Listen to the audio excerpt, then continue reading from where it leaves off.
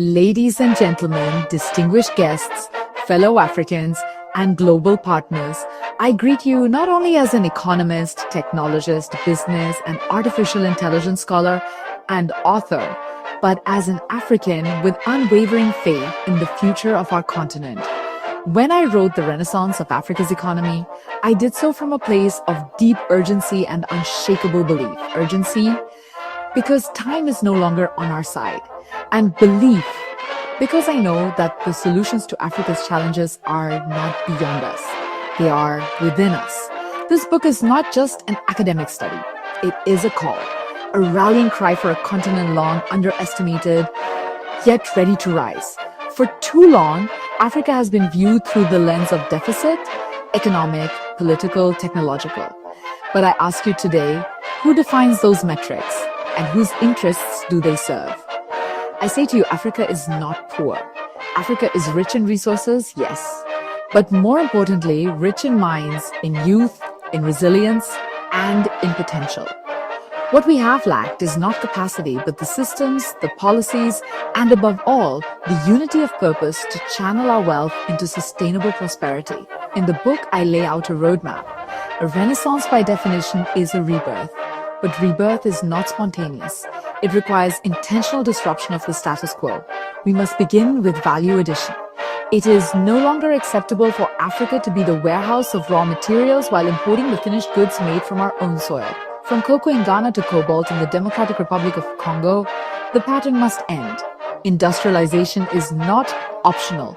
It is essential. Second, we must foster intra-African trade. The African Continental Free Trade Area, AFCFTA, offers us a historic opportunity to remove the colonial borders that have stifled our cooperation. Let us trade with each other. Let us build supply chains from Rabat through Yaoundé and Lagos to Nairobi, from Cape Town through Kigali to Dakar. Third, we must invest in our human capital. Africa's youth are not a burden, they are our greatest comparative advantage. But without access to quality education, skills development, and digital inclusion, they will remain untapped potential. The Renaissance depends on how seriously we take this demographic dividend. But let us also speak frankly. No Renaissance can occur in the presence of corruption, weak governance, and policy inconsistency. Leadership in Africa must evolve from political survival to generational service. We need institutions that are stronger than individuals and policies driven by evidence, not ego.